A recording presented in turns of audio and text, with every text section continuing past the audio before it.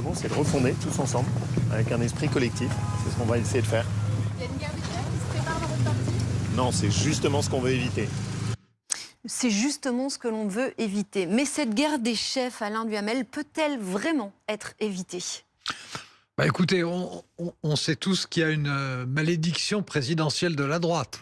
Et cette malédiction, c'est qu'à l'intérieur d'une même formation, il y a deux candidats qui s'affrontent et qui s'affaiblissent d'ailleurs réciproquement. Je ne vais pas vous faire toute l'histoire, mais enfin... Il y a de nombreux exemples. Oui, le plus célèbre, c'est Chirac-Giscard qui a quand même pollué la droite pendant 20 ans.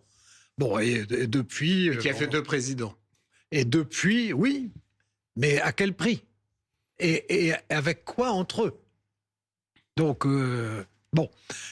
et puis depuis, il y a une bonne demi-douzaine d'exemples. Bon, l'autre chose, c'est que, si j'ose dire, c'était un peu inévitable que ça arrive. Laurent Wauquiez, qui s'était presque planqué, si on peut dire, depuis le début, en fait, de la présidence d'Emmanuel Macron, est ressorti et demande à la suite, il a voulu reprendre la tête du groupe parlementaire, et puis il voudrait prendre la tête du parti, et puis il voudrait être candidat, à sa manière qui n'est pas douce.